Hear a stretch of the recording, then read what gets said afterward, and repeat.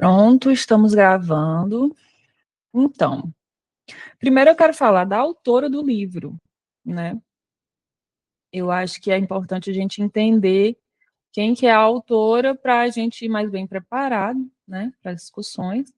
E a Esther Harding, ela foi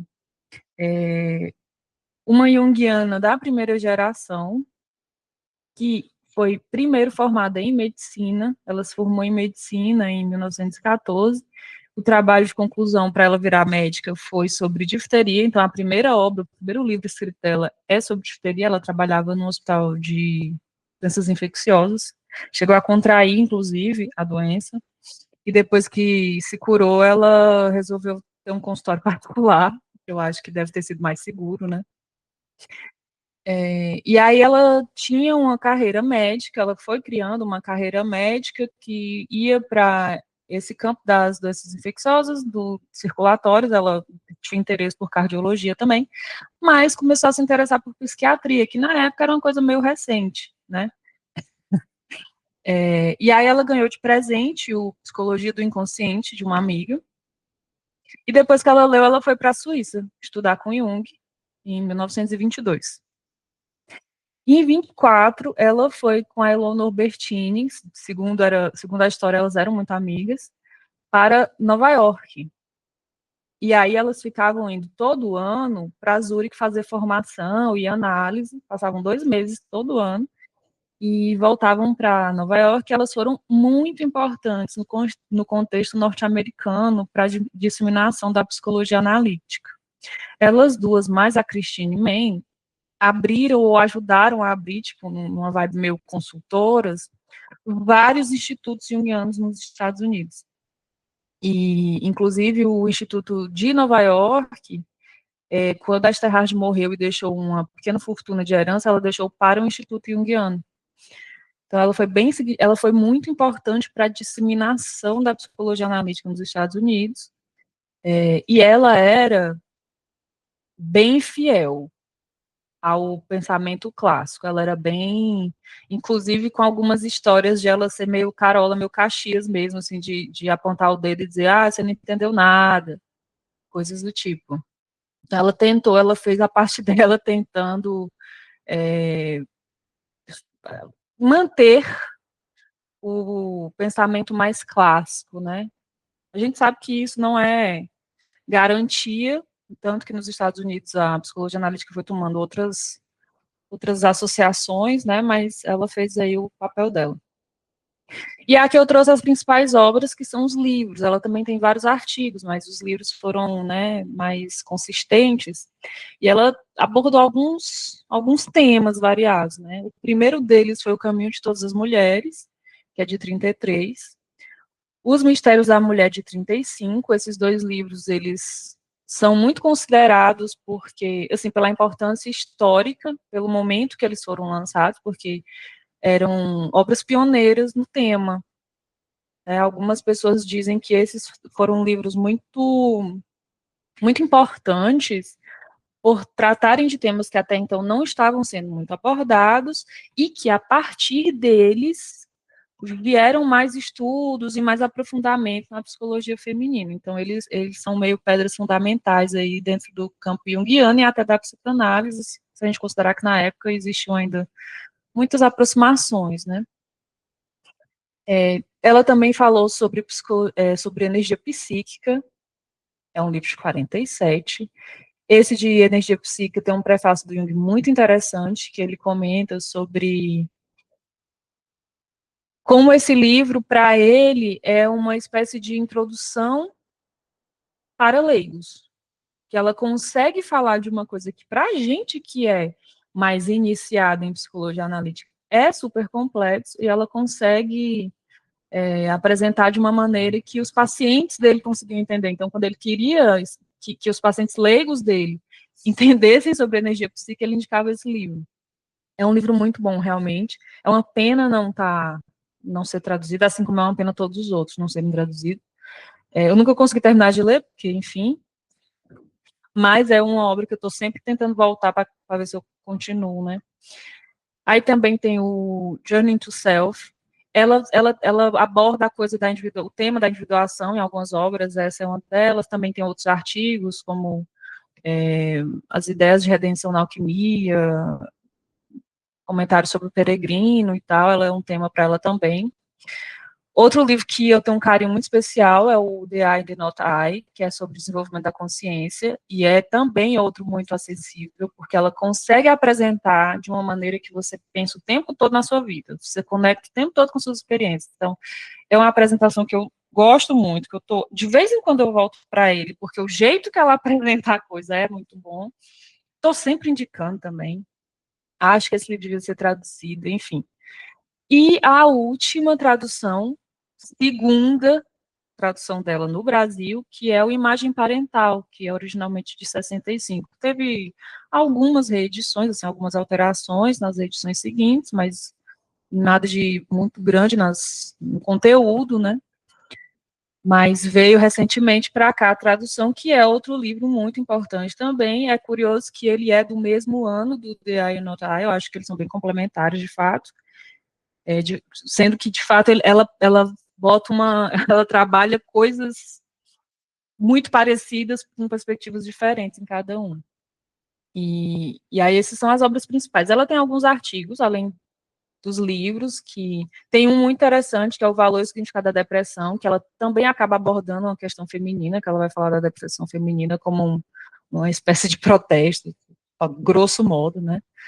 Uma espécie de protesto, assim, contra as condições atuais e tal. Ela também tem como ela tem também um interesse para as coisas do desenvolvimento, ela tem um trabalho sobre o arquétipo materno e o funcionamento na vida, como o arquétipo materno aparece na vida, e o dos que eu falei já, né, das ideias de redenção da alquimia e reflexão sobre o peregrino e tal. E é isso, assim, a apresentação geral da nossa autora, e comentar um pouco, assim, da origem do livro. O Mistérios da Mulher, ele é fruto de um trabalho que a Esther Hard desenvolve no seminário sobre sonhos do Jung. O Jung faz o seminário sobre sonhos e ele tinha essa coisa de chamar as pessoas para apresentar trabalho. Tipo assim, estudo tal, meio que fazer uns grupos de trabalho, né? Pesquisa o simbolismo de não sei o quê, você o simbolismo de não sei o quê e tal. Esther Hard ficou com o simbolismo da Lua e o Jung ficou verdadeiramente impressionado com o trabalho dela e disse: você devia desenvolver isso aí e publicar. Esse trabalho aí eu acho muito importante. O tema é muito importante, você tem que botar para frente isso aí. Então, o trabalho acaba começando nos seminários, assim como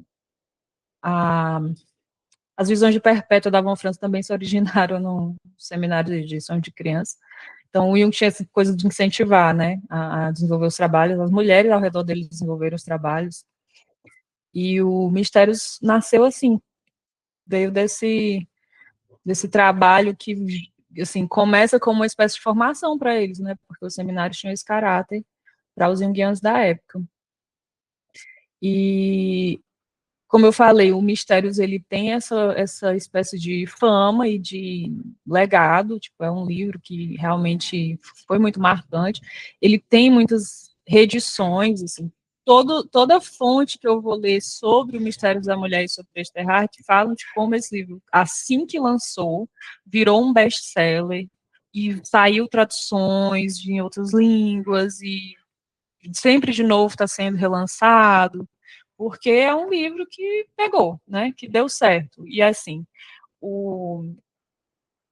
os temas, eles são um pouco mais nichados, quando a gente pensa que vão interessar a certas pessoas, mas ao mesmo tempo existe uma defesa tanto da autora como do Jung, como dos editores, né, no Brasil, de que é um tema que é para todo mundo, que todo mundo devia estar lendo, que todo mundo devia trabalhar, que todo mundo devia entender, estudar, né? Então, tem essa coisa assim. E aí, por isso também, de ele ter esse papel de pedra fundamental nessa linha de estudos da psicologia analítica, que é a psicologia feminina, um dos motivos para ele estar aqui, eles são a leitura necessária, tanto para minha pesquisa e para virar um grupo de estudos. Ai, meu Deus, meu fone está descarregando, peraí. Deixa eu só trocar aqui antes que avacalhe.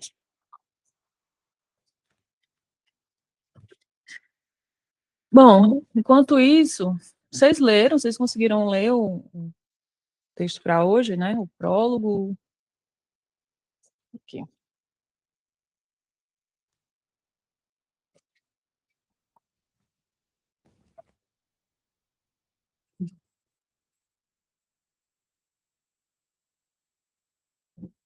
Vamos ver se funcionou. Oi.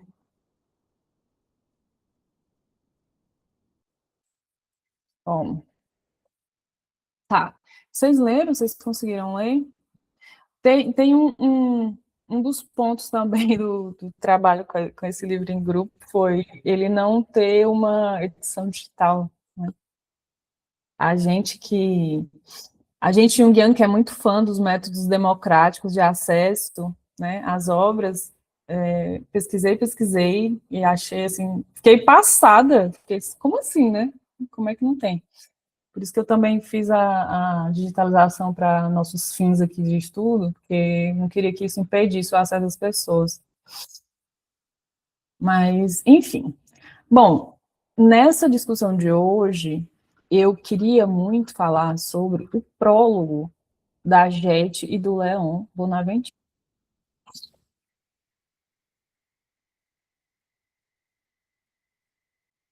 Aham, eu já fiz. Acabei fazendo já. Mas fica para depois. Inclusive tem um. Depois eu falo isso. Bom, o prólogo da Jette e do Leon, que foram os principais responsáveis pela edição dessa coleção, né, do Amor e Psique, da Paulus, e eles têm um prólogo muito bom, muito interessante, eu gostei muito, inclusive, porque, de fato, eles trazem muita coisa do livro, muita coisa da introdução, muita coisa dos comentários do Jung na introdução, e dá para destrinchar muitas coisas desse prólogo. Então, eu achei ele bem rico, e para apresentar a obra, e para a gente discutir algumas coisas para ir mais bem preparado para a leitura, eu resolvi focar um pouco nele hoje. E aí, os pontos que eu queria trazer. Primeiro tem a coisa de um grande reconhecimento do papel dos arquétipos, da descoberta dos arquétipos para a psicologia moderna, a importância de se reconhecer os arquétipos para isso, para falar de uma psicologia de fato, né, de uma teoria que fale de uma psicologia geral, de uma psicologia que seja de fato capaz de falar do ser humano de maneira geral e universal, né? Tem uma defesa grande disso, né, tanto no prólogo como na introdução, mas acho que no prólogo eles defendem bastante. Mas tem uma discussão interessante sobre a importância disso, né, tipo, de falar desses arquétipos como princípios dinâmicos da psique e como leis básicas, né, leis estruturais básicas da vida psíquica. A gente vai ver depois que essa ênfase sobre os arquétipos, essa ênfase de falar dos arquétipos que tem tanto no prólogo como na introdução, vem do livro tratar justamente das imagens arquetípicas relacionadas à psique feminina, né? Quando ela vai falar sobre os estudos do simbolismo lunar, ela está abordando basicamente essas imagens arquetípicas. Então, por isso que a gente tem essa grande discussão antes, né, para falar de arquétipo. E aí a Jette e o Leon vão falar sobre essas leis do espírito, e eles têm uma pegada mais da religião, né, da espiritualidade, então vai ter um léxico quase teológico. Vão falar dos arquétipos como essas leis do espírito, essa linguagem mais próxima dos estudos bastante. Pelo menos parecem que, assim, parecem verdadeiramente cristãos, né? Não sei o quanto dá para falar isso, mas sim, eram bastante cristãos. Inclusive, um parêntese, de uma coisa que eu ouvi na defesa da segunda-feira, que eu vou passar a reunião hoje, lembrando, era um comentário que uma mulher da banca fez falando sobre os possíveis prejuízos de a obra do Jung ou da psicologia analítica ter sido introduzida no Brasil por editoras cristãs, e o quanto isso interferiu nas traduções, e aí, inclusive, ela comentava de alguns detalhes de tradução que ela falava, isso aqui só foi traduzido dessa maneira, porque foi traduzido por pessoas católicas cristãs, porque se você for no original alemão, dava para se falar disso desse jeito, desse jeito, desse jeito, sem essa pegada católica que tem, por exemplo, nas obras da Vozes e da Paula.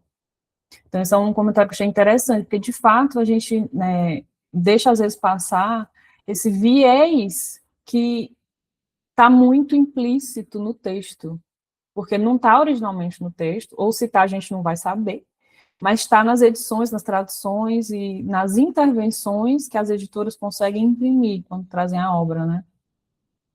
Então, tem essa pegada no texto aí da Jette e do Leon, e eles vão falar, mas eles falam de um jeito que eu acho que quando a gente tem uma postura hermenêutica, né, de boa vontade, a gente consegue captar bem o que eles estão falando, sem grandes dramas.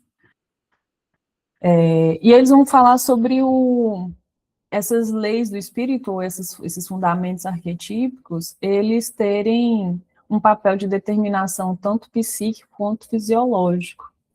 E aí entra na discussão complexíssima que a gente tem para falar sobre a relação de instinto e arquétipo, né? Porque por mais que a gente fale numa compreensão mais racional, assim, um teórico, de conseguir explicar, meio que conceitualmente, eu acho que não dá conta de realmente entender essa relação, né? Então, é por isso que eu chamo de complexa essa discussão. Aí eles vão falar dos arquétipos como uma base para esses princípios gerais, esses princípios universais de uma psicologia que se propõe geral, e da importância disso para não se perder nas expressões variáveis que acontecem de cultura para cultura. Tem uma parte que eles falam disso, de quando se fala de psicologia feminina ou de mulheres, pelo menos no contexto que eles estavam falando, eles percebiam que tinham essa coisa de as teorias falarem disso e acabarem ficando muito presas ou muito localizadas em contextos específicos. E aí essas expressões, essas formas de falar do feminino, da mulher, acabavam sendo limitadas. Então, para falar de uma psique feminina ou de uma psicologia feminina, era muito interessante se chegar a um fundamento arquetípico disso também, para não se perder nas expressões individuais, variações culturais, né? E eu acho isso um reconhecimento bastante interessante, pelo menos para os autores do prólogo e o contexto em que eles estão falando. Né? Quando eles falam, por exemplo, sobre as teorias abordarem manifestações periféricas do ser homem e ser mulher a partir de uma média estatística de múltiplos casos.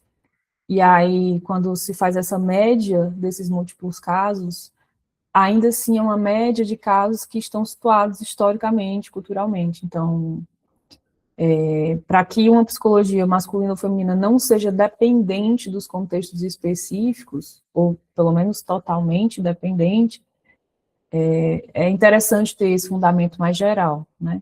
Não se perder, assim, no que, no fim das contas, estaria mais nas expressões de gênero, como a gente já comentou, por exemplo, no grupo passado. Então, uma verdadeira psicologia tomar referência nessa estrutura original arquetípica, dá a possibilidade de falar dessas manifestações culturais como relativas, não como absolutas. Isso é um ponto que eu acho bastante legal no prólogo que ele traz. Aí eles vão falar também sobre as implicações metafísicas da descoberta dos arquétipos. Que aí, de fato, fica nesse léxico mais teológico, mas tem uma razão de ser, eu acho, porque levar a sério os arquétipos e esse funcionamento típico humano teria que levar necessariamente a uma nova concepção de homem e de mundo. Então, tem implicações na mudança de visão, na mudança de perspectiva, né, mais profunda, que é a visão de ser e a visão de cosmos. Então, tem essas implicações aí muito importantes. Aí, depois eles falam sobre o que seria homem e mulher, basicamente, ou por natureza, né? Tipo, eles não falam o que seria de fato, mas eles apontam para isso como se isso fosse possível. E aí eu transformei isso mais numa dúvida, né? Assim, falar de uma natureza ou de uma estrutura básica para homem e mulher, ou para macho e fêmea, ou enfim, essas diferenças, é muito difícil não pensar na relação disso com o corpo, instinto, hormônio, ou qualquer outro determinante fisiológico para essas diferenças. E que são necessariamente psiquificados para a gente. Sempre vai ser sobre isso, né? Então, um ponto que eu fiquei pensando também que eles trouxeram, e pensando também sobre, então, teriam imagens arquetípicas que correspondem a disposições fisiológicas de cada sexo? E aí de sexo, não de gênero, né? Disposições fisiológicas relacionadas a esses determinantes específicos aí das diferenças? Questões, né? E aí, como que isso vai virar algo relacionado a gênero, né? Questões aí para as nossas posteridades aí de estudo. Aí eles vão falar também sobre essas determinantes que eu digo aqui é sempre sobre arquétipos, né? Essas determinantes universais que antigamente elas eram expressas e vividas nos mitos, nas religiões e em filosofias diversas. E no texto eles falam diversas, e eu achei essa palavra muito importante, diversas, porque para quem estava aqui no grupo passado, a gente discutiu naquele texto sobre o culto à mulher, culto à alma, sobre o problema que foi transformar a imagem de mulher e de feminino restrita a uma imagem específica. Então, a diversidade de imagens de mulher, ou a diversidade da experiência da mulher, acabar sendo condensada numa imagem única, trouxe prejuízo, porque as diversidades foram apagadas, anuladas, ou vão ser rechaçadas de alguma maneira, né? Tudo que não tiver naquele símbolo coletivo a partir dali vai ser estranho, vai ser uma coisa diferente. Então, e eles falarem disso dessa forma, achei interessante trazer para a gente ver como existia essa diversidade de expressão, seja em diversas mitologias, religiões diversas e filosofias vivas diversas, né? E isso ser diverso dá mais conta das experiências que são individuais. Mas aí tanto a diversidade dessas filosofias, que eu vou botar tudo como filosofia, mas não é mitos, religiões e tal, tanto a diversidade dessas expressões simbólicas estava mais bem estruturada antes, como a vivacidade dessas religiões, dessas imagens simbólicas, também parecia maior, parecia mais vivo antes. O fato de não ser mais assim faz com que essas imagens, né, não tenham mais esse poder e o númen fique emperrado aí nas patologias modernas, digamos assim. E aí, quando a gente pensa nesse outro momento, nesse suposto outro momento histórico em que mitos e religiões eram vivos, esses símbolos funcionavam como unificadores, como redentores, e aí unificadores nesse sentido de aquele símbolo servia para muita gente e unia muitas pessoas em torno dele. Nessa união, aquelas pessoas identificavam algum tipo de relação de irmandade. Eles são redentores também porque, ao juntar as pessoas e ter uma expressão simbólica muito forte, redime das particularidades e redime das fontes de angústia que as particularidades ou que as diferenciações são capazes de produzir quando você está meio que distante desse símbolo, desse grupo. E tinha esse papel de agregação também, né? Que é um fundamento muito importante nos estudos religiosos, por exemplo, quando fala sobre comunitates. a ideia de comunidade que dá esse pertencimento, que gera um pertencimento, porque tem a experiência de transcendência com a imagem simbólica que é externalizada, projetada em alguma coisa, mas tem uma experiência imanente também de pertencimento, de comunidade, de relação entre pares. Então, isso para a gente ir entendendo como funciona quando este símbolo religioso é vivo, né? E aí, na descrição dos mitos e religiões vivos, essa experiência com as imagens arquetípicas apontam para essa transcendência, então, a descoberta dos arquétipos e um certo resgate do que modernamente chamamos arquétipos, traz isso também, traz uma espécie de resgate da transcendência, resgate do o efeito luminoso que advém da relação com essas imagens, né? E aí eu fiquei pensando também, neste ponto, como essas imagens arquetípicas, que de uma certa forma têm uma relação com os instintos, então de alguma maneira traduz alguma demanda do corpo, de alguma maneira, na experiência transcendente, tem também algum tipo de redenção dessa experiência material do corpo, dessa experiência instintiva, ou algum tipo de mediação dessa demanda instintiva está acontecendo também nas imagens simbólicas religiosas que são vivas para as pessoas.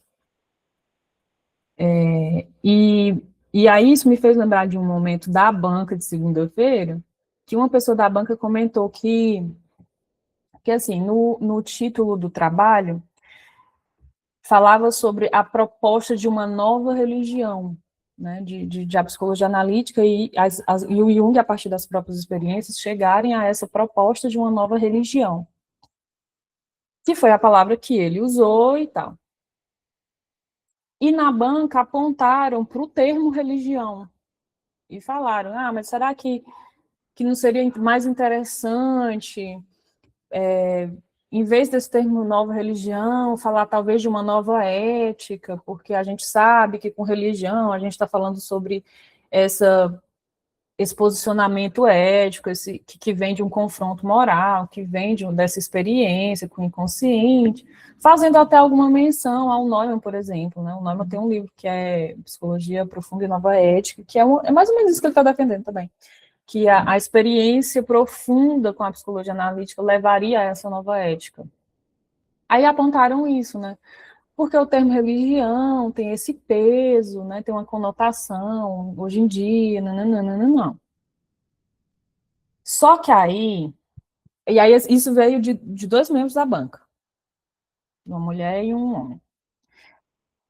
Aí a pessoa que estava defendendo, né, a Vanessa Rocha, ela fala, olha, entendo, acho que posso tentar desenvolver uma discussão para explicar por que faz sentido chamar nova religião e a relação disso com a ideia de ética, mas o termo que ele usou foi esse. E eu estou fazendo um trabalho quase que histórico aqui, e aí a pessoa da banca ouviu isso e pensou, você é escritora e escritores escolhem suas palavras, por mim tá tudo certo. A outra pessoa da banca implicou, falou, não, é ético, tá no Jung também, que é ético, você pode chamar de ético. E aí, assim, nisso eu vejo eu vejo, tá, gente? Uma certa resistência ao aspecto da religião mesmo, há uma coisa que é muito própria do campo religioso. A religião, a gente pode falar disso a partir de outras áreas, mas a religião fala disso melhor do que qualquer outra área. É esse o meu ponto. E aí, é como se tentar sair desse termo religião para trazer para um ético fosse uma forma também de dar uma negadinha, dar uma resfriada nessa transcendência, nesse aspecto transcendente, no efeito psíquico disso, no poder que isso tem, e dar uma afastada para tratar por outra perspectiva. É possível falar disso por outra perspectiva, mas que perda a gente está tendo? Perda de valor psíquico mesmo a gente está tendo quando a gente faz isso, né?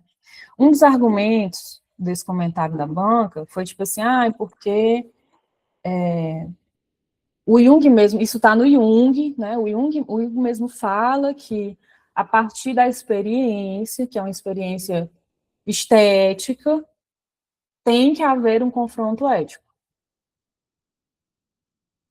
Só que, para não ficar no puramente estético, né? O argumento era esse.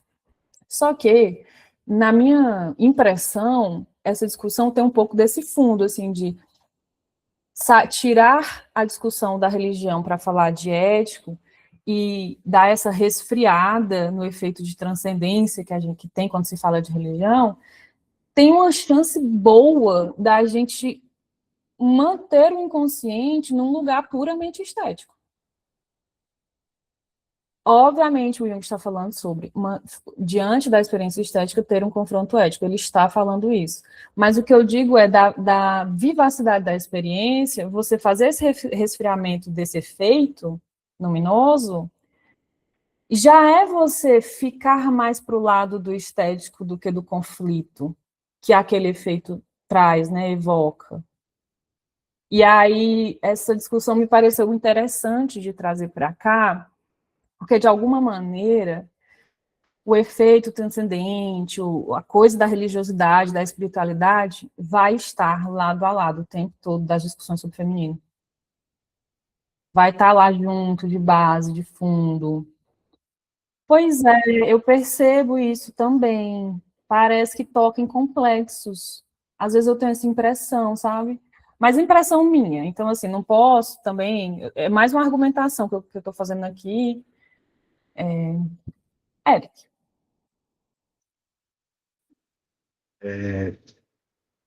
Pegando esse gancho do que você fala, dessa tentativa de esfriamento, assim, eu fico pensando sobre... Tem uma passagem da Von Franz, eu não vou lembrar qual é o livro, que ela pergunta, né, o pessoal lá que ela tá ouvindo a conferência dela, qual é a diferença do psicólogo para o sacerdote, né? E aí, o pessoal fica lá querendo responder, e aí ela arremata lá as respostas do pessoal dizendo que a diferença entre o psicólogo e o sacerdote é que o psicólogo acredita que Deus ainda pode se expressar criativamente na alma das pessoas. E o sacerdote não. O sacerdote acha que Deus veio, deixou as escrituras e foi embora. Fiquei aí com isso aí. E aí, te escutando, eu percebi que a galera, às vezes, na academia, quer ir pro lado do sacerdócio. Sim, tipo assim, a gente consegue aqui codificar a experiência psíquica, consegue traçar aqui toda uma série de termos que a gente pode usar operacionalmente para falar das coisas. E aí, essa tal dessa ética, não sei o que a gente está falando de coisas imanentes, materiais, que tem repercussões e tudo mais. E aí a gente se defende de qualquer coisa que sai fora disso, aí fica anômalo, né? E essa é a grande piração do Jung, assim, tipo, tudo que a galera tá chamando de anômalo é a experiência espontânea da alma ali acontecendo que não cabe nos códigos. E ele, porra, a gente tem que olhar para isso. Porque é aí que tá a onda da ciência mesmo, né? Se a gente quer fazer ciência, a gente tem que olhar para isso aí e questionar o nosso conhecimento, né? Então, eu também penso que tem um dos complexos que toca é esse complexo de inferioridade, mesmo assim, porra, eu não vou conseguir nunca chegar na verdade, né? Mas aí eu vou. Acho legal continuar tentando, mas a galera quer encapsular mesmo, assim, vamos colocar o conhecimento numa gaiola, né? E não vai rolar, sinto muito. Olha, acho que trazer esse ponto do complexo de inferioridade é interessante, porque a impressão que dá é essa, de você, parece que você deu aquela intimidada, né, ficou um pouco ameaçado assim, e precisa dar o contorno para se manter no controle. Acho que é o tipo de discussão muito capciosa, porque, enfim, palavras vão ser muito limitadas, e no fim das contas, o que realmente vai definir as coisas é uma honestidade afetivo, sentimental e moral muito, muito profunda, né, para conseguir não se perder nessa racionalização que a palavra é capaz de fazer. Davi. Essa discussão que você trouxe me lembrou justamente uma passagem que a Harding fala aqui no prefácio, só que eu não vou achar exatamente a parte, que ela... Ah, tá aqui. É na 23. Ela fala, apresenta esses pensamentos a respeito do significado das iniciações antigas à Lua inteiramente de maneira não dogmática, não podem ser provados por nenhum argumento racional. Eu achei muito interessante isso, porque ela Tem aquele que a gente comentou até no grupo passado, de que existe uma resistência muito grande, por exemplo, nesse comentário acerca da religião, né? Sobre esse cuidado com o termo religião. É justamente esse medo aí diante dos aspectos irracionais que estão em jogo dentro da perspectiva junguiana, né?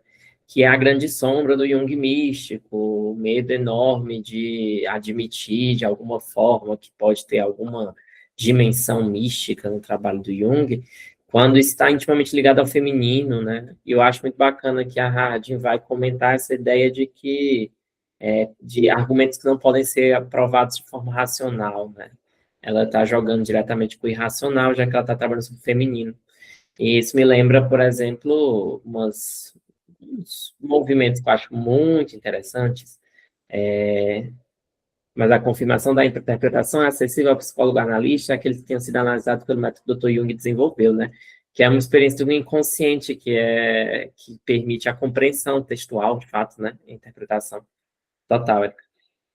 Mas essa discussão sobre esses aspectos irracionais me lembra quem faz uma jogada sobre isso que eu acho assim impressionante é a Liz Greene, né? No Jung o Astrólogo, foi traduzido como Jung o Astrólogo, mas é aqueles estudos históricos sobre a astrologia na obra de Jung, é o texto original, né? O termo original, a tradução, que ela vai dizer que Jung faz magia, né? É muito interessante. Ela traz uma definição muito boa de magia de uma historiadora de misticismo judaico, Raquel alguma coisa, Rachel algo, que ela diz que a magia diz respeito a métodos de instrumentalização da relação entre o mundo invisível e o visível. E aí ela vai falar que o método de imaginação ativa do Jung está ligado à magia, e ela vai dar um pulo que é não só magia, como magia neoplatônica. Vai ser a base da fundamentação da imaginação ativa do Jung, especificamente a teurgia. E ela vai destacar o Jâmblico, né, que é um autor, parece que ela gosta muito também, para falar dessa ideia. E aí que entra um negócio meio espinhoso, né, de pensar que alguns métodos dentro do campo da psicologia analítica têm como fundamento epistemológico o campo da magia e da religião. E o quão isso é mal visto, assim, se for pensar. E eu acho até uma coisa que está no meio termo, talvez, nisso também, é o quanto a teologia é importante para entender o pensamento.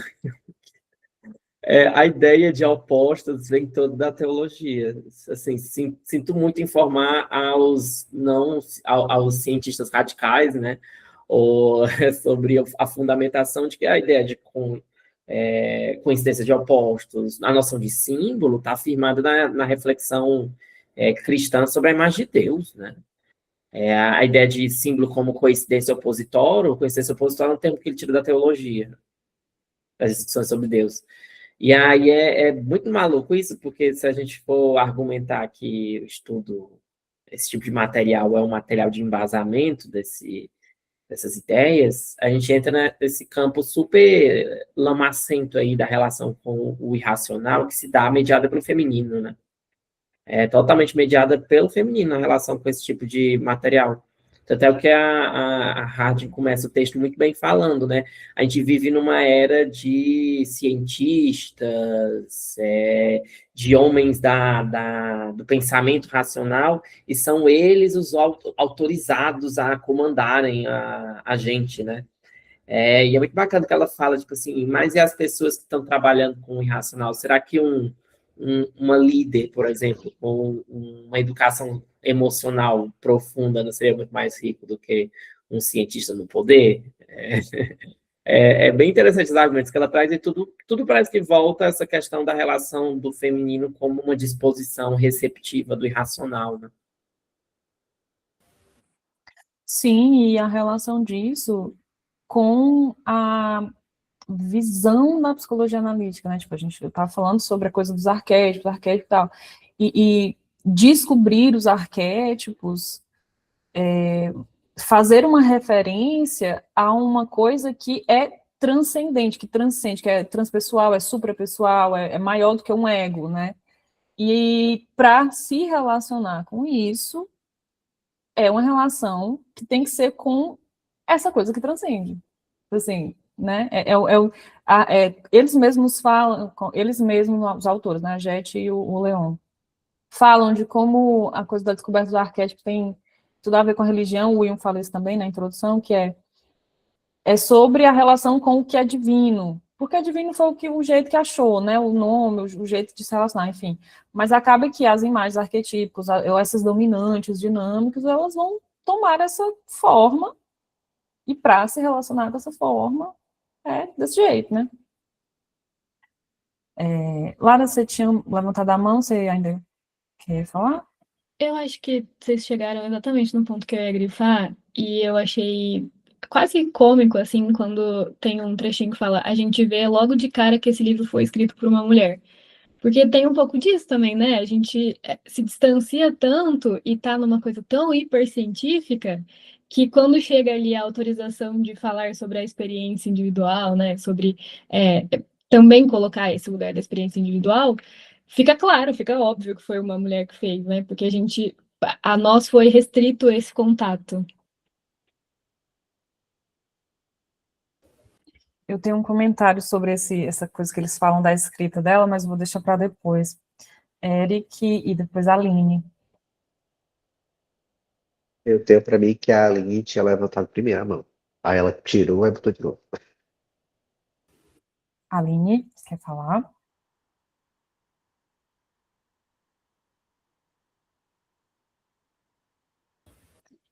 Não, não quer. Amiga, assim que você quiser, viu? Fica à vontade. Eric. Não era só o microfone, não tava desligado? Era, fala, mulher. Habla. Não tô ouvindo ainda tu A falar. gente Não não tô ouvindo. escuta, acho que tá Eu Continua acho que desligado, deu, parece. Não deu sei. problemas.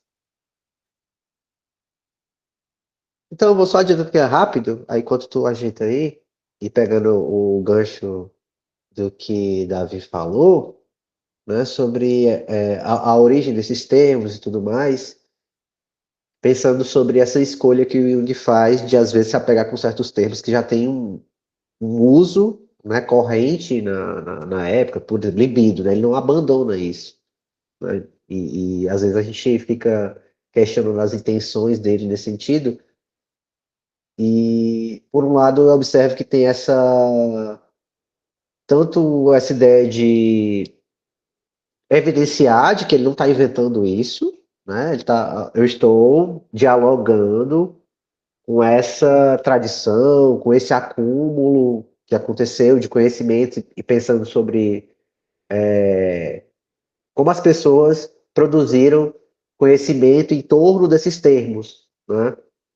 E aí eu vejo como isso é muito valorizado por ele, né? Eu lembro de um trecho das conferências que é muito engraçado. O cara vai comparar o trabalho dele com o do Freud, e aí ele deixa o cara falar, e no final ele diz que eu preferia que o senhor fosse não fosse tão indiscreto, né? Assim, não ficasse falando desse jeito, assim, porque o Freud é tridimensional, o Jung é quadridimensional, e aí ele pega esse gancho para falar disso, para falar as palavras, elas têm uma história, né?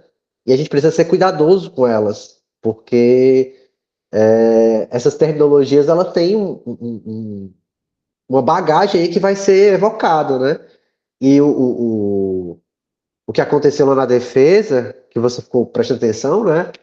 É isso, assim, as pessoas se melindram com a bagagem que esse termo religião tem e os desvãos que elas vão trazer, as lacunas que isso, quando é colocado em jogo religião, tem um monte de lacuna que isso traz, assim, e aí, quais são as informações que a gente pode se firmar para trazer aí esse conhecimento científico? Né? Não tem. E aí, perde um pouco do, do horizonte que o próprio Jung estabeleceu com esse lance de religião, né? Muito introvertidamente ele abstrai, né? Assim, o que é que eu posso dizer que é religião? Religião, eu até tenho esse fichamento guardado assim, uma acurada e conscienciosa observação do que Rudolf Otto chama luminoso, né? Ele justamente referencia quem trouxe isso primeiro. Isto é, uma existência ou efeito dinâmico não causado por um ato arbitrário, né? Algo que se apodera e domina o sujeito. Né? Então, tipo assim, se você pode olhar as diferentes religiões, o que você vai extrair disso? É isso, assim. A pessoa tem um efeito ali que ela não causou, modificou a vida dela, às vezes modifica a vida de uma comunidade, né? Se isso se torna uma doutrina ampla e tudo mais.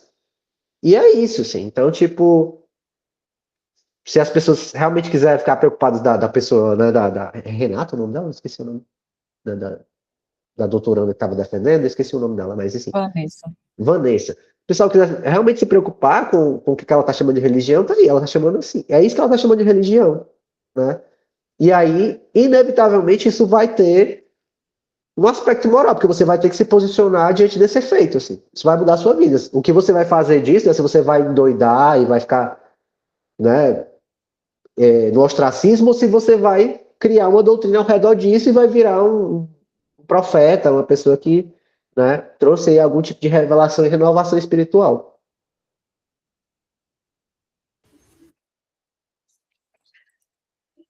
Érica.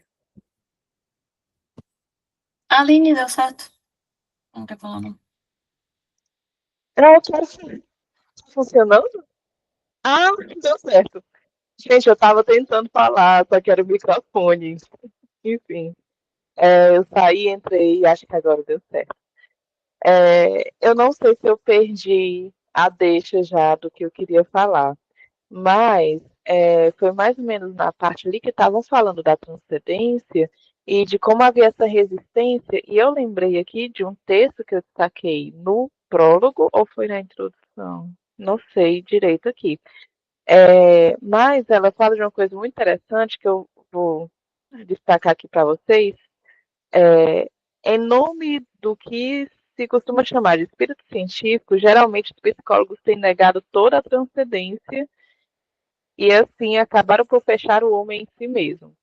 Aí ela faz uma pergunta e ela diz: podemos nos perguntar por que foi preciso percorrer o longo caminho do sofrimento, da sombra e da patologia e da angústia para redescobrirmos o que tínhamos negado. E me chama muito a atenção esse texto porque negam e negam e negam, mas isso volta. E isso volta de uma forma muito desagradável, né? Muito, enfim. E aí ela continua, né? A integração dessa dimensão da vida suscita forçosamente uma mudança qualitativa que poderá nos preparar para uma terra um pouco mais humana. Então, assim, vai vir, né? Vai vir desagradável, vai vir a força, mas é isso, estão negando e vai vir. Eu achei muito interessante. Pronto. Muito bom. Érica e Davi não vão mais. Aproveitando o gancho tanto do que Davi falou da citação dela, quanto da linha agora, né? Nessa parte que ela está falando sobre essas pessoas com quem a gente confia a organização da nossa sociedade, né? A gente está muito mais preocupada com o racional, né? Quão bons gestores essas pessoas são, etc. E não tem nenhum tipo de preocupação como é a vida emocional dessas pessoas. Eu só gostaria de fazer uma observação. Vamos, durante 2 segundos, pensar no estado do Ocidente nesse momento. Não vou terminar a frase. E aí isso me leva para a gente ver o quão sério, né? O quão a água está batendo na bunda. O quão a gente passou séculos e séculos ignorando isso, coletivamente mesmo, né? E vocês estavam conversando, me lembrou de uma viagem que eu tive esse fim de semana, esse mundo aí da fantasia no qual existe a PGU, né? A Psicóloga Geral da União, que é uma fantasia, né, na qual a pessoa faz o concurso, aí dá o parecer sobre a consciência coletiva, né, e movimentos, não sei o que, nossa, seria tão bom. Imagina, aí teria concurso para a cidade, para o município, para o estado, sabe, teria da União, seria tudo. Mas a gente não vive nessa linha do tempo, né? É só uma pena.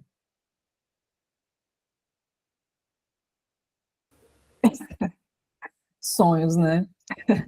Olha, isso que vocês comentaram me fez pensar em 2 coisas. Uma delas foi, tem uma hora que Jete e Leon falam, inclusive, Aline, essa parte é no prólogo, porque de fato eles linkam com a discussão que a gente está tendo. Eles falam sobre se a psicologia moderna quiser ser fiel a si mesma, sem querer, nos levará a um novo humanismo. E aí volta aquele ponto que eu falei sobre a coisa da nova religião, de como levar a sério os arquétipos é mudar a visão de homem, visão de mundo, nananã. A gente fica pensando muito nisso, de quando a gente fala sobre essa coisa da dimensão espiritual, né, da qual trata os arquétipos, essa coisa transcendente, negar essa dimensão espiritual me parece uma reação masculina entre aspas aqui, né, pensar na cultura patriarcal, que está muito identificada com essa dominante masculina do ego. No prólogo eles comentam isso, e eu guardei essa coisa, eu não elaborei muito, mas eu guardei, quando eles falam que o ego tem uma dominante masculina, e permanecer nessa dominante masculina do ego é permanecer num ego racional. Primeiro que eu fiquei pensando, né, as derivações que eu tive foi, existe uma dominante masculina no ego, deve ter outra dominante também. A masculina é uma. De repente tem outros, considerando o uso do termo dominante que eles fazem no texto inteiro, como esse fundamento aí, né, da estrutura do ego. Então, tem isso de a dominante masculina ser uma das possíveis dominantes aí, mais reforçada, e o quanto ela está relacionada com o complexo de poder. O complexo de poder, que é basicamente o fundamento, a raiz do pensamento ocidental, patriarcal, colonial, que leva a uma coisa que eles comentam também, que é mecanização da vida, foco nos prazeres egóicos, do consumo, da rivalidade, do conflito, da angústia. E, de uma certa forma, tudo isso tem a ver com uma espécie de afirmação identitária, entre aspas, identitária, focando nesse pedaço aí da personalidade que é o ego, né? Uma afirmação egóica, narcisista, assim. E eu fiquei pensando nesse ponto essa é a visão dessa cultura, essa é a visão de homem, de psicologia dessa cultura, e uma nova visão, um novo humanismo é uma transformação dessa, né? Uma transformação que talvez leve a gente a entender que no ego tem outras dominantes possíveis para estruturá-lo, que não apenas a masculina, que não é do poder, né? Essa é uma das coisas. Outra coisa que eu lembrei foi de novo de outro momento da banca lá que aconteceu, que assim, essa longa discussão da banca tinha a ver com, assim, da tese especificamente, tratava da convocação que a psicologia analítica fazia a confrontar-se com a sombra, o problema do mal, confrontar-se com a sombra e com o mal, e, a partir disso, conseguir fazer a integração do feminino. E isso levaria a uma espécie de nova religião, que é essa que não é dogmática, tá, né? E aí alguém da banca falou assim, uma provocação muito, muito honesta, muito sincera, e ao mesmo tempo com toques de confusão pessoal, eu acho, mas é a minha leitura. Que a pessoa disse assim, tá, mas vamos pensar na coisa prática do mundo, né? Não é muito mais cômodo se manter nas projeções? Tipo assim, não é muito menos trabalhoso, porque é a convocação para um trabalho, isso, né? Trabalho psicológico. Por que as pessoas fariam isso? Essa foi uma provocação, né? Porque tinha uma coisa de, se todo mundo conseguir desenvolver isso, a gente vai, né, ter uma transformação cultural, chegar numa realidade mais humana, enfim, uma nova humanidade. E a pessoa falou isso, né? Mas por que a gente faria, né?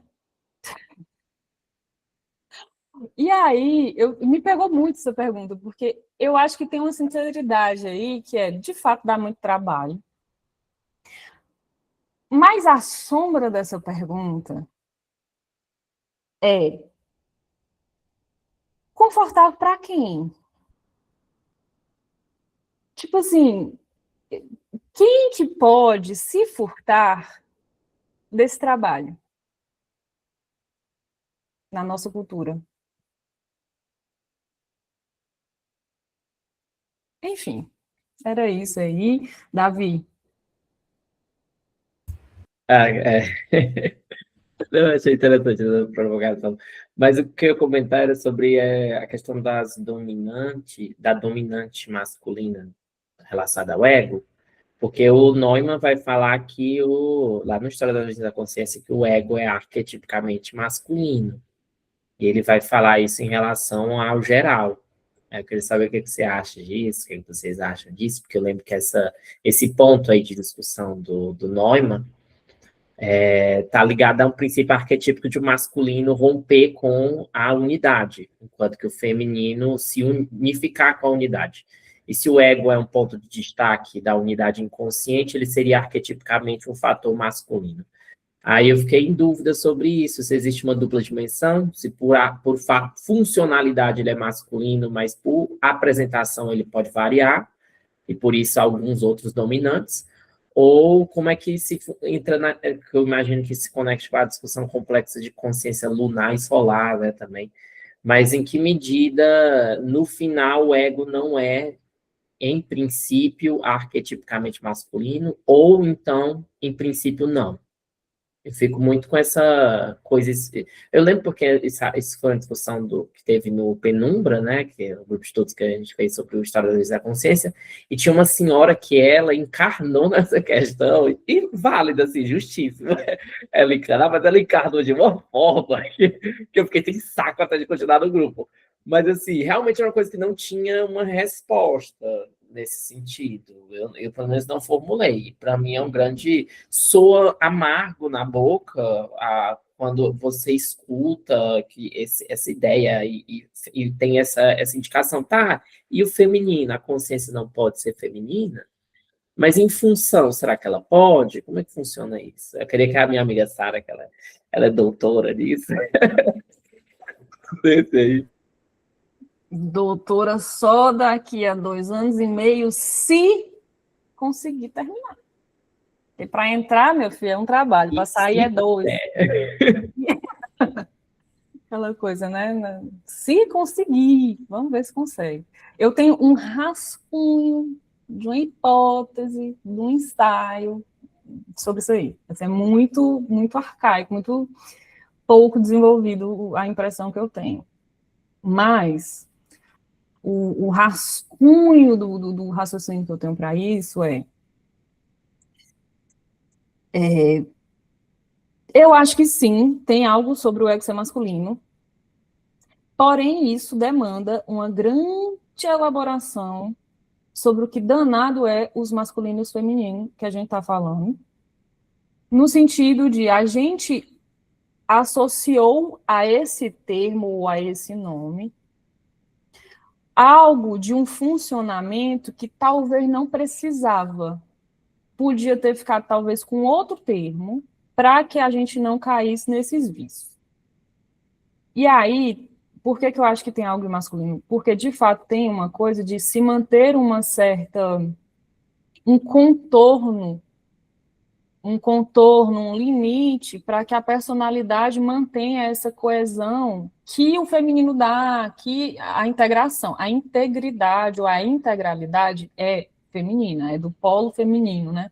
Mas o contorno é masculino. Idealmente, o funcionamento deveria estar na tensão entre os polos. E aí, nessa hora, eu acho que, de fato, o pensamento em polaridades do Jung, ao mesmo tempo que tem uma faceta muito capciosa de você cair, se perder um pouco nele, se você manter a ideia original, que é o pensamento de polaridade serve só para você pensar que precisa ter uma tensão, é só para isso que precisa, né? Você afirmar polaridade, você afirmar polos opostos, é para você pensar na tensão, no movimento, né? Mas se a gente pensa que o ideal seria isso, e o desenvolvimento seria chegar nessa consciência em que as duas coisas estão afirmadas e vivas enquanto polos de tensão, de movimento. Só que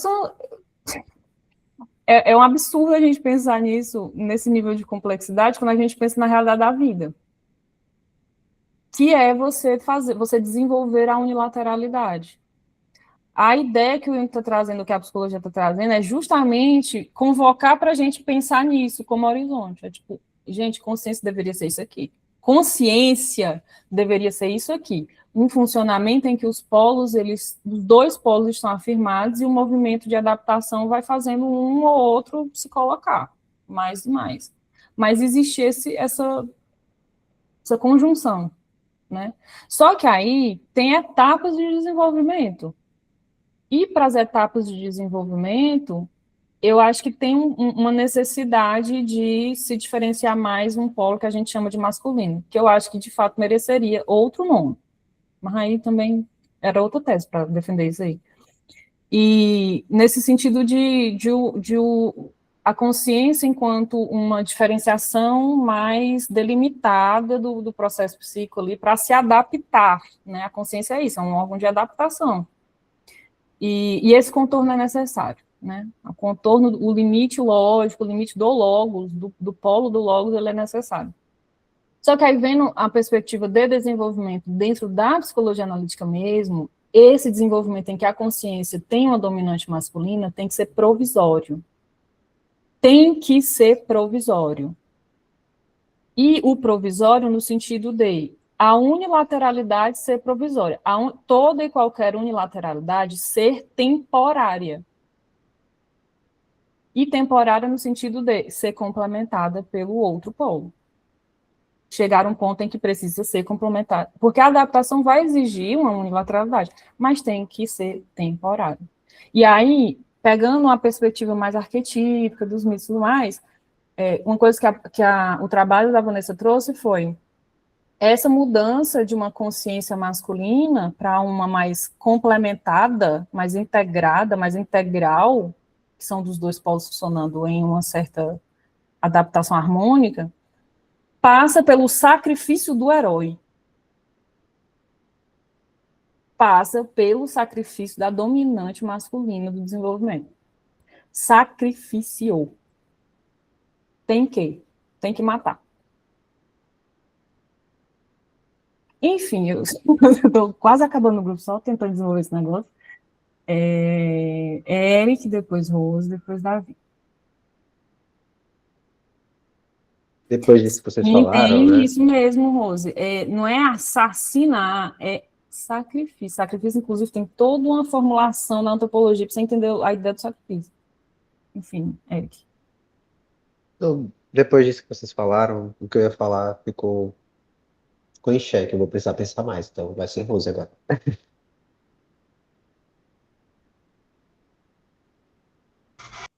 Consegue me ouvir? Valeu, gente. Tentando só fazer uma contribuição que eu acho que tu já trouxe bastante, né, do que eu ia colocar, amiga. Mas, tipo assim, se a gente puder, em alguns momentos, né, em relação a como funciona, quando né, o pessoal estava falando sobre dominantes, um certo aspecto de lei, existe aqui na leitura dos Bonaventure a possibilidade de a gente poder ser, em alguns momentos, mais enfático, mais radical, tomar alguns posicionamentos um pouquinho mais firmes em relação a determinadas compreensões. E se a gente olha, então, para essa dúvida do ego como necessariamente, tipo assim, alinhado, né, com um masculino ou feminino, ou, né, assim, apenas como masculino, uma das coisas que, tipo assim, em alguns textos do Jung, que me ocorre enquanto a resposta possível, é trazer que o eu, ele é um complexo também. Ele é um complexo especial, em certo sentido, porque a gente meio que se identifica com ele, a gente meio que se reconhece nele via identificação com a inervação corporal, beleza. Mas ele é um complexo também. Sendo ele um complexo também, e sendo ele, portanto, regido por aquele rolê do aspecto psicoide complexo, existe aqui a possibilidade da gente, tipo assim, considerar esse alinhamento, né, entre feminino e masculino, não como fundamentais, não como assim, fundacionais à experiência do eu. E isso é uma coisa que, assim, é um desenvolvimento que já tinha me ocorrido anteriormente, quando estava estudando sobre compreensões possíveis, né, da psicologia junguiana, para a experiência queer, para a experiência das pessoas trans. Existe uma resultante de sofrimento que acaba acontecendo na disforia de gênero, muitas vezes ela está, a meu ver, alinhada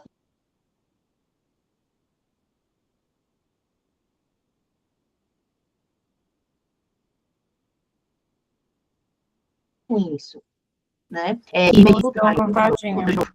Nossa, Voltou. foi até onde?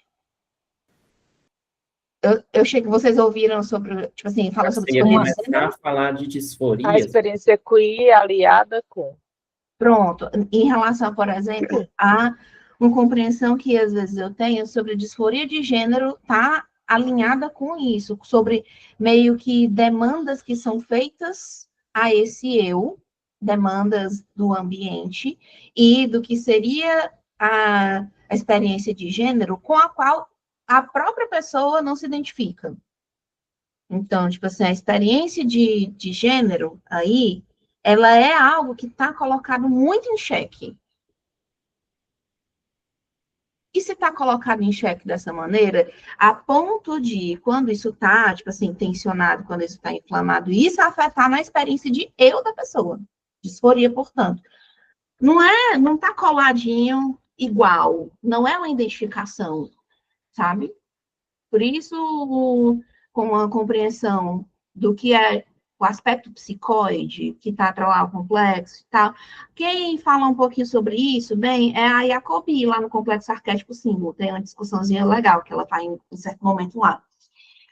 Me ajuda nessa hora de tentar ir chegando perto dessa resposta da questão que Davi colocou, sabe? Mas, para mim, ainda está em aberto. Só antes de passar para Davi, que as coisas da Rose me fez pensar num outro ponto também, que é, a gente estava falando sobre nova religião ou nova ética, em que a relação com essas imagens demanda uma adaptação, né? E eu fiquei pensando que os arquétipos, eles não são modelos de comportamento, ou as imagens arquétipos não são modelos de comportamento. Ou seja, não é para se atuar de forma irrefletida de acordo com aquela imagem, porque fazer isso é uma realização concretista, atávica. Então, a realização, na verdade, é estabelecer uma relação com isso para conseguir expressar isso de uma forma individual, criativa e adaptada. Então, não ficar presa à ideia de que tem que seguir aquilo como modelo também faz amplia um pouco a minha reflexão nesse sentido, Rose. Davi. Eu fiquei pensando sobre. Você trouxe da questão do temporário, né? Do aspecto da consciência ser polarizada para o masculino, ter que ser algo temporário para um processo de individuação, né? Mas antes de falar disso, eu acho interessante essa discussão que a Rose trouxe também, e eu fico pensando que talvez reforçar essa ideia de função, né, ajude a fazer essa diferenciação, porque funcionalmente, se a gente for pensar que o complexo do eu tem como particularidade a ligação com a consciência, a função, a funcionalidade do eu está relacionada à ideia de consciência, né, que funcionalmente é masculina. Mas aí entra aquele paradoxo justamente que talvez tenha uma diferenciação entre pensar a consciência como função psíquica para pensar ela como processo que se modifica no desenvolvimento. Talvez pensar a diferença entre função e conteúdo, porque nesse sentido a consciência se torna um receptáculo de você quer falar, Sara? É porque eu acho que isso entra, na verdade, a gente falar sobre a mudança na consciência é uma mudança de personalidade, são transformações da personalidade que se traduzem nessa expressão da consciência, isso porque a gente está naquela discussão de persona e relação com a imagem da alma, enfim. Aí eu penso mais, tipo, faz sentido o que você falou, mas eu penso assim, a transformação da consciência está relacionada a uma transformação da personalidade. Sim, e só uma coisa que eu ia falar do temporário é que justamente isso se liga muito com a ideia de inflação, o Jung, né? Que o Jung fala que o processo inflacionário ele tem que ser temporário. Se estaciona na inflação, aí que mora o perigo, né? E parece que a consciência para um processo de desenvolvimento precisa desse tensionamento, né? Você colocou dos opostos, e estacionar em um, pensar que a consciência seria masculina ou feminina, seria um processo inflacionário, porque a gente se identifica com uma coisa muito além da gente, né? Além da gente, que é a gente exclui um dos lados da jogada, né? Mas bem interessante. Só uma última coisa sobre essa discussão ainda sobre bases irracionais, é que eu acho que o pensamento dialético do Jung está totalmente firmado nas ideias de um místico chamado Jacob Boehme, que vai ser quem vai fundamentar a dialética do Hegel. O Hegel, ele adorava o Jacob Boehme e ele falou que era o maior filósofo que teve na Alemanha. Que é o sapateiro que a Von Franz fala, que tem que vê o Deus no reflexo de um prato. Parece que o pensamento dele está muito associado a essa ideia de tensionamento de opostos aí, para o Jung e para o Hegel também, curiosamente. Os dois que são conhecidos pela ideia de dialética. E, ao mesmo tempo, algumas pessoas defendem muito que a dialética do Hegel não é a mesma do Jung. Então, a gente sabe, pelo menos, que foi uma influência ou uma origem comum, né? Tipo assim... Bom, tem um ponto que eu queria falar antes de encerrar o grupo, que é sobre a escrita da Esterhard, né? Lara trouxe esse ponto e eu falei que eu queria falar mais tarde, e eu pensei muito sobre isso quando eu li no prólogo. Eles destacam essa coisa da maneira peculiar da mulher sentir, pensar, pressentir e tecer relacionamentos com aquilo que vive. Achei interessante esse reconhecimento, e eu fiquei pensando muito sobre a coisa da escrita feminina, que é algo nas discussões feministas e tudo mais. Mas eu também lembrei de um comentário que teve lá na banca, da Vanessa, que falava sobre... primeiro que ela se apresentava como uma pessoa que é muito mais das artes do que da academia, e que ela tinha uma certa dificuldade de estruturar uma tese no modelo padrão de academia. Então, ela já meio que fazia esse disclaimer de início, para falar que, olha, a estrutura da minha tese não vai ser essa. E quando ela terminou a apresentação, o pessoal da banca falou, de fato, a sua tese tem uma estrutura de livro, você vai ter trabalho nenhum para adaptar para um livro, porque já é um livro e tal. E eu lembrei também um comentário muito específico da banca, que foi, no trabalho da Vanessa, ela fez um apanhado que incluía os livros negros, o livro vermelho e as obras completas. Que a gente sabe que tem um trato editorial em relação à teoria, né, diferente para cada um deles, né? As obras completas são consideradas essa coisa do desenvolvimento teórico das experiências subjetivas que ele fez lá nos livros negro, vermelho e tudo mais, mas tem uma relação, só, né? E aí ela faz isso, ela trabalha com tudo isso, e o Jung, supostamente, faz essa transição de uma linguagem lírica das experiências subjetivas dele para uma linguagem teórica, conceitual, nas obras completas. E alguém da banca comentou que sentiu falta, que achou insuficiente, esta transição no trabalho dela. Que a transição da linguagem lírica para conceitual ficou um pouco aquém. E ela comentou que, tipo assim, ela achava que tinha conseguido abordar a discussão teórica a contento, achou que estava lá, que estava mais diluído, que estava mais espesso, sim, não estava uma coisa super estruturada, mas achava que tinha conseguido, mas tudo bem, ela entende também as limitações dela, que ela é da arte, que ela não é nem da psicologia, não. Só que eu fiquei pensando nesse comentário, porque a mesma pessoa que falou isso, ela começou o comentário dela dizendo assim, porque a sua posição existencial enriqueceu muito o texto. para depois falar isso, depois de um tempo falar isso, porque... Bom, é aquela coisa de puxar o cobertor para um lado e descobrir o pé, ou então cobrir o pé e descobrir a cabeça, né? Parece ser uma coisa meio assim, fica com essa sensação. Mas o fundo foi assim... amiga, eu acho que tem isso. Eu não sei se a academia, eu acho que talvez certos modelos vencidos de academia, mas tudo bem. Mas ficou como se fosse uma espécie de negligência do conhecimento teórico. O trabalho é foda, mas ficou como se negligenciasse o conhecimento teórico. Eu, particularmente, tendo a achar que isso fala mais da postura hermenêutica do comentador. Tipo assim, me parece mais uma questão da postura hermenêutica de quem está fazendo esse comentário, porque eu fico pensando, eu tenho certos interesses não muito desenvolvidos por estudos decoloniais, não ocidentais, e de uma forma de conseguir integrar isso nas minhas coisas pessoais, inclusive nas minhas leituras junguianas e tal. E as pessoas os autores de outras origens epistemológicas vão falar de outros jeitos. A postura existencial, ou a produção, né, situada, vai falar de uma maneira própria. E aí, quando a gente fica preso nessa visão, assim, me parece que a gente está cobrando que a pessoa fale nos nossos termos. Que para eu entender, você vai ter que falar na minha linguagem. Eu não vou fazer movimento algum para tentar entender a sua linguagem. Você vai ter que se movimentar para a minha para falar para que eu entenda. É isso que eu estou falando de postura hermenêutica. E aí eu acho que tem uma coisa aí do que a gente discutiu sobre posição dominante do ego, né?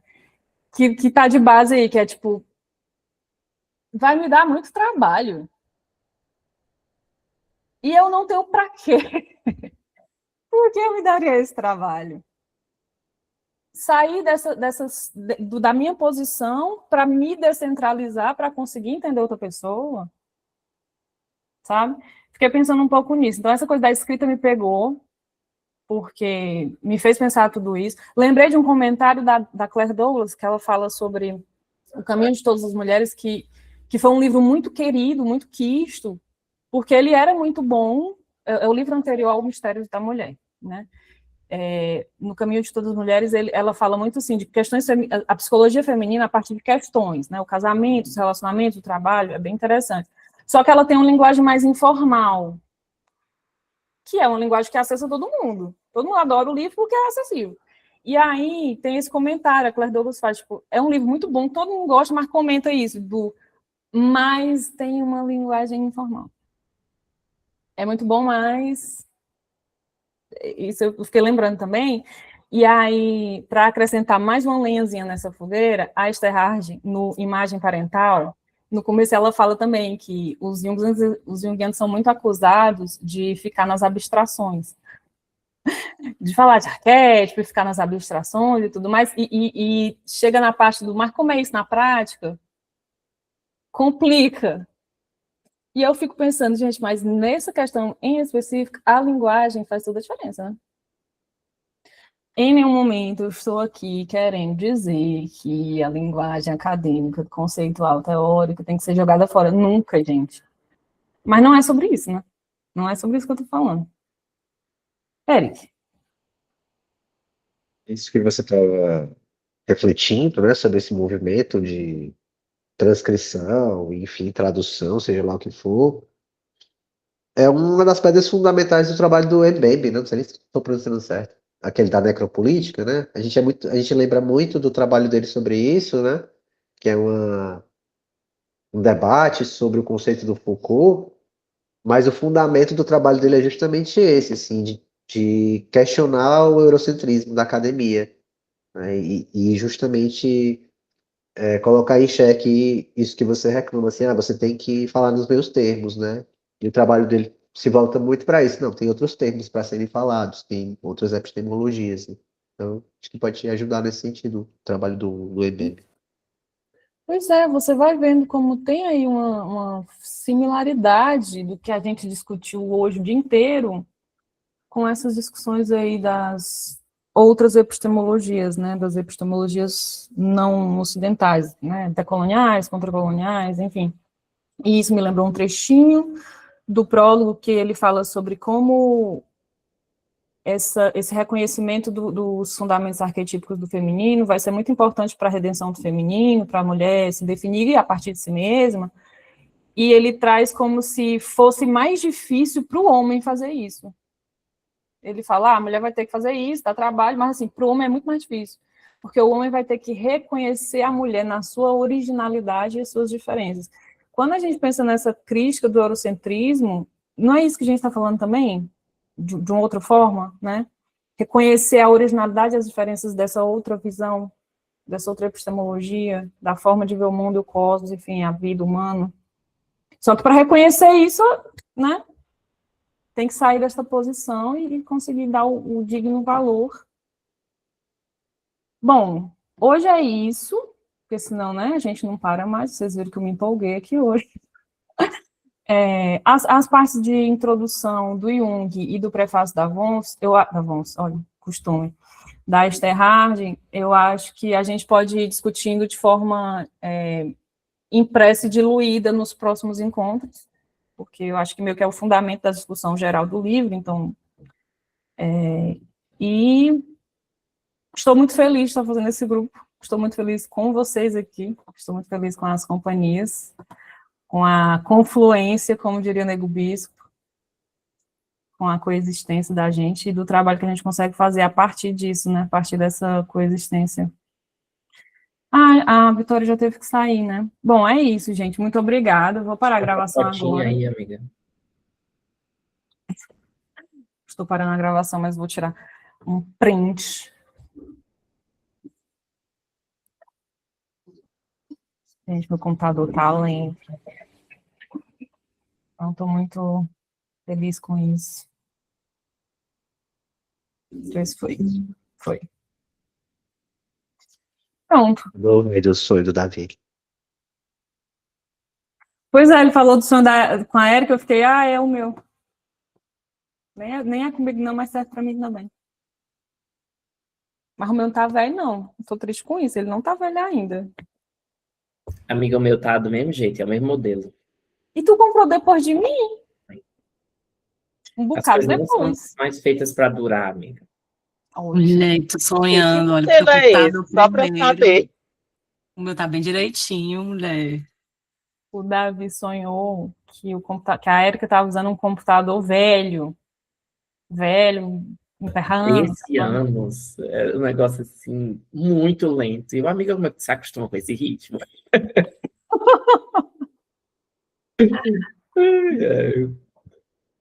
Ô, gente, então é isso. Semana que vem, o encontro não é mais aberto. Eu vou pôr essa gravação de hoje aberta no YouTube, os próximos não serão mais abertos, vai ser uma playlist fechada, né? E para quem for continuar, posso mandar o grupo do WhatsApp, o link do grupo do WhatsApp, para quem quiser entrar também, e reforçar o e-mail, né? Inclusive, quem for continuar, por favor, manda uma mensagem para mim. A Eric e a Lara não precisam, porque eu já sei que vão mesmo, mas... E a Aline também, já falou também, mas só me confirma, porque eu gosto de ter os registros que eu vou deixando passar, certo? No e-mail ou no WhatsApp? Tanto faz. Tá bem. Mensagem em algum lugar, é disso que eu preciso. Beleza? Beijos e Obrigada, gente.